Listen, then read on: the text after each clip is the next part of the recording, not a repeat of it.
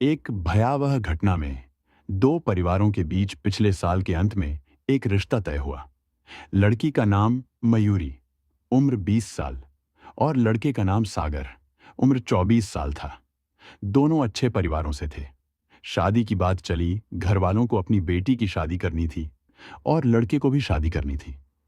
एक दूसरे के घर वाले, रिश्तेदार आए, मिले जुले।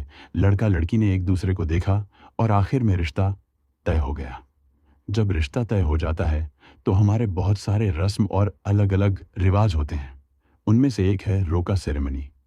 रोका सेरेमनी का मतलब होता है कि जब रिश्ता फाइनल हो गया, मुहर लग गई, तो इस लड़की लड़के को हमने रोक लिया है, ये हमारे घर की बहू या हमारे घर का दामाद बनेगा। तो जब लड़का लड़की दोनों को पसंद आ गए, दोनों के घर वाले राजी हो गए, जमाना था, रिश्ता तय हो गया, तो रोका हो गया। रोका के बाद आजकल एक और सेरेमनी होती है, प्री वेडिंग शूट। किसी अच्छी जगह पर ले जाकर दूल्हा दुल्हन के थोड़े रोमांटिक पोज में तस्वीरें खिंचाई जाती हैं, वीडियो बनाए जाते हैं। यह नया आजकल का फैशन है। तो प्री वेडिंग शूट भी हो गया, इसके बाद सगाई भी हो गई, सब कुछ तय हो गया। अब यह हुआ कि शादी की तारीख तय करनी है, 12 मार्च, जो पिछले महीने बीता। तो 12 मार्च की शादी तय हो गई। अब 12 मार्च को बारात आनी थी। दूल्हा सागर बारात लेकर आता और अपनी दुल्हन मयूरी को ले जाता। लेकिन इससे पहले अजीब चीज हो गई।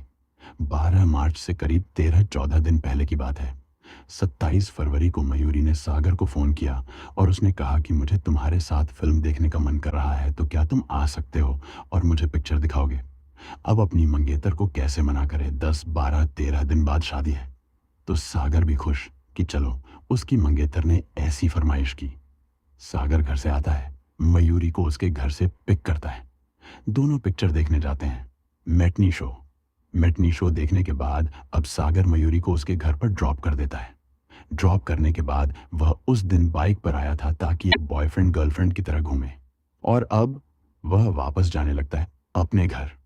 तब तक शाम के 7 से 7:30 बज चुके थे, अंधेरा हो गया था। तो जब वह वापसी जा रहा था, तभी अचानक उसकी बाइक के रास्ते में एक कार आकर रुकती है। कार ने रास्ता रोक लिया। सागर बाइक रोक देता है। कार से 4 लोग उतरते हैं और अचानक उसे पीटना शुरू कर देते हैं।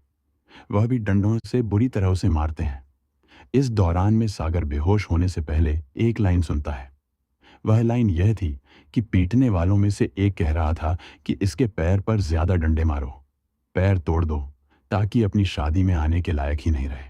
उसके बाद सागर बेहोश हो गया। कुछ देर तक पड़ा रहा, होश आया, कुछ लोगों ने देखा। फिर उसे अस्पताल ले गए। उसके जिस्म पर काफी चोट आई थी।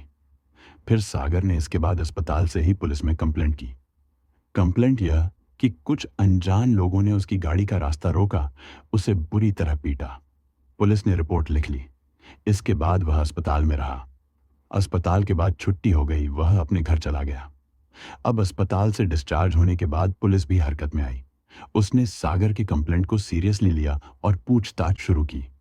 सागर से पूछताछ की गई। बोला, बताओ, क्या तुम किसी को पहचानते हो? उसने कहा, मैं अंधेरा था, पहचान नहीं पाऊंगा, लेकिन कार में थे, नंबर भी नहीं देखा। बट वह आपस में जो बात कर रहे थे, उसमें सिर्फ एक लाइन मैंने सुनी, वह यह कि इसके पैर में इतना मारो, पैर तोड़ दो, ताकि यह अपनी शादी में ना जा सके। तो पुलिस ने पूछा कि तुम्हारी मतलब शादी? तब उसने बताया कि हाँ सर, मेरी 12 मार्च की शादी फिक्स है। अब यहाँ पुलिस ने इस कड़ी को जोड़ना शुरू किया कि आखिर हमलावर यह क्यों कह रहे थे कि अपनी शादी में ना जा सके। पुलिस को लगा कुछ अफेयर या कुछ और चक्कर होगा। खैर, पुलिस बड़ी खामोशी के साथ अब इस केस को इन्वेस्टिगेट करती है। सबसे पहले क्राइम सीन को पुलिस विजिट करती है और फिर आसपास में देखती है कहाँ कोई सीसीटीवी कैमरा। जिस जगह पर यह इंसिडेंट हुआ वहाँ कोई कैमरा था नहीं, लेकिन कुछ दूरी पर कुछ कैमरे थे सड़क पर, और एक रेस्टोरेंट था, उसके बाहर एक कैमरा लगा हुआ था। पुलिस ने जब उन कैमरों को देखा, एक कैमरे में सागर की बाइक भी जाती हुई दिखाई दी और उसके ठीक पीछे कई गाड़ियां जा रही थीं। उन गाड़ियों में से जितने नंबर थे, पुलिस ने चेक करने शुरू किए। सारे नंबर असली निकले। उनको पूछा गया, उनके आरटीओ ऑफिस से, आरटीओ से उनके नंबर निकाले गए। उनके ऑनर का नंबर निकाला गया, वह सब असली। एक एक करके शॉर्ट लिस्ट करते गए, उन सबको क्लीन चिट देते गए। एक कार का नंबर जो था वह सबसे करीब था जो बाइक गुजरी, उसके बाद पुलिस ने उसके बारे में पता करना शुरू किया, उसके ओनर तक पहुंचे। फिर इसी दौरान में उसी कार के पुलिस ने और भी कुछ सड़कों पर दूसरे सीसीटीवी कैमरे में फुटेज देखने का फैसला किया, क्योंकि अब संदिग्ध कार वही थी। जब देखना शुरू किया तो अचानक एक कार में 4 जो लोग थे लड़के, उनका साफ चेहरा एक सीसीटीवी कैमरे में कैद हो गया जब वह कार में बैठ रहे थे और वहां सीसीटीवी कैमरा था। पुलिस के पास 4 चेहरे थे। पुलिस पहुंचती है सागर के पास और कहती है कि जिस कार से तुम पर हमला हुआ, जो 4 लोग बैठे थे, यह शायद वह हमलावर हो सकते हैं। पक्के तौर पर नहीं कह रहे, लेकिन देख लो और इनमें से किसी को पहचानते हो। सागर ने तस्वीर देखी और एक को देखकर चौंक उठा। उसने कहा, हाँ, इसको तो मैं जानता हूं। उसने कहा, कौन है यह? उसने कहा, यह मेरे होने वाली वाइफ या मेरी मंगेतर मयूरी का कजिन, उसके चाचा का बेटा। अब पुलिस हैरान कि हमलावर मयूरी का अपना रिश्तेदार, 12 मार्च को शादी है। फिर पुलिस को वह लाइन भी कि इसको इतना पीटो कि अपनी शादी में ही ना जा पाए, और फिर उन्होंने धमकी भी दी थी जाते जाते कि तू शादी वादी भूल जा। जब थोड़ा थोड़ा होश आया तब उसने अपना बताना शुरू किया। सागर ने तब पुलिस को लगा कि कुछ तो गड़बड़ है। अब पुलिस ने उसके कजिन को उठाया। जब कजिन को उठाया तो पूछा कि उस रात क्या अच्छी खासी उसकी मेहमान नवाजी की। फिर उसने अपना मुंह खोला। उसने बाकी 3 लड़कों के नाम बताए। पता चला कि वह तीनों बदमाश किस्म के लोग थे। उन तीनों को उठाया गया। पूछा गया, भाई तुम लोगों ने क्यों मारा? और उसके कजिन से पूछा गया कि तुम्हारी तो बहन की शादी होनी थी। तब जब उन्होंने कहानी सुनाई तो खुद पुलिस हैरान रह गई। उन्होंने कहा, साहब हमने मारा नहीं, हमें तो पैसे दिए गए थे, 1.25 लाख रुपए। किसने और क्यों? तो उन्होंने बताया कि पैसे हमें मयूरी ने दिए थे और उसने कहा था कि तुम सागर को मार डालो। तो यह एक तरह की सुपारी मनी थी और हमें सागर को मारने के लिए पैसे दिए गए थे। लेकिन हमें लगा कि हमारी पिटाई से वह डर जाएगा और हम मर्डर करना चाहते नहीं थे, इसलिए हमने उसकी खूब धुलाई की और धमकी दी कि तू ये शादी से पीछे हट जा, वरना अगली बार तुझे मार डालेंगे। जब यह बात सुनी तो पुलिस बाकी तफ्तीश कर घर पहुंचती है। इधर जैसे ही कजिन हाथ आया, मयूरी का कजिन यानी दुल्हन घर से गायब। अब पुलिस उसको ढूंढ रही है, वह गायब। इसके बाद फिर और पता चला तो पता चला कि उसका एक दोस्त भी है मयूरी का। अब उस दोस्त को भी उठाया गया। पता चला वह दोस्त भी इस साजिश में शामिल था। जब उस दोस्त से पूछा गया तो उसने एक और कहानी सुनाई। उसने कहा, दरअसल जब घर वालों ने रिश्ता तय किया तब तक ठीक था। मयूरी को भी सागर पसंद था। रोका हुआ एंगेजमेंट हुई, प्री वेडिंग शूट हुआ।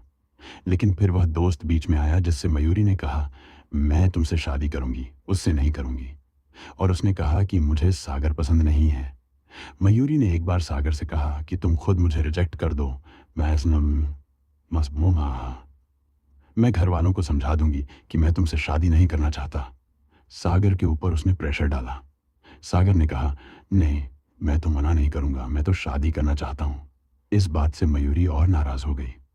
फिर इसके बाद उसने अपने उस दोस्त से, जो बॉयफ्रेंड है उसका, उससे बोला कि देखो वह तो पीछे हटेगा नहीं और अब रिश्ता टूट नहीं सकता, क्योंकि रोका, एंगेजमेंट, प्री वेडिंग शूट सब हो गया। 12 मार्च की शादी है, कार्ड छप चुका है।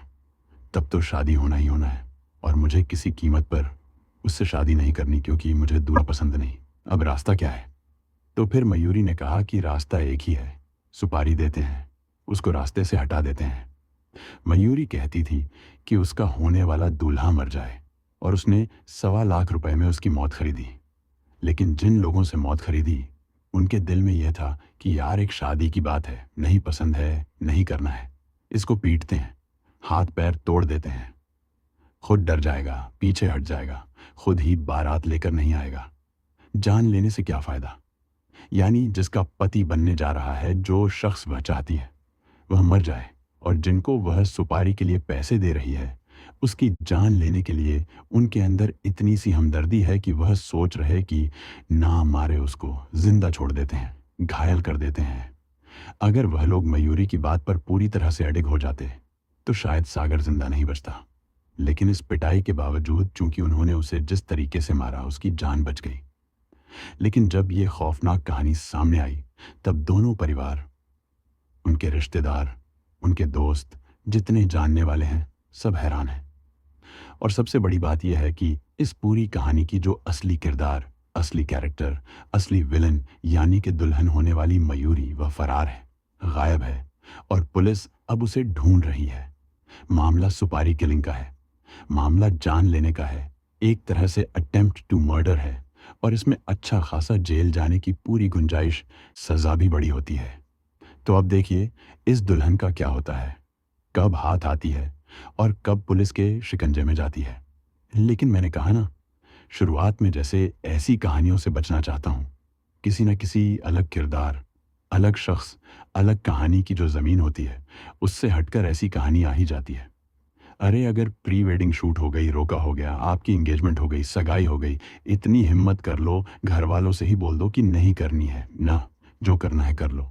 लेकिन उस बेचारे का क्या कसूर जिसको आप सीधे दुनिया से उठाने के लिए सुपारी दे रहे हो 1.25 लाख रुपए में। आदमी ये सब तब सोचता है जब पकड़ा जाता है और फिर उसे लगता है कि उसका करियर खराब हो गया।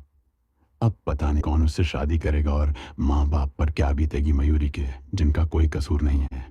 वह तो बेचारे कार्ड छाप घर में मेहमान आने का इंतजार कर रहे थे, उससे पहले यह सब कुछ हो गया। और उस सागर पर क्या बीतेगा उसकी, जब भी कहीं शादी तय होगी। मुझे नहीं लगता कि उसके दिमाग से यह बात निकल सकती है, निकाली जा सकती है कि अगली शादी में भी तुम्हारे साथ कुछ ऐसा ना हो। क्योंकि एक बार एक खौफ, दहशत दिमाग में जब बैठ जाते हैं, फिर उसका बड़ा गहरा असर होता है।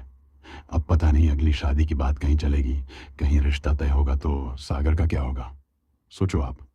खैर, दुआ यही कि सागर का जो भी हो हमेशा अच्छा हो और यह भी मानना चाहिए कि इस दुनिया में हर कोई बुरा नहीं होता। अफ़हिम सामिन अल्लाह, हर कोई अच्छा भी नहीं होता।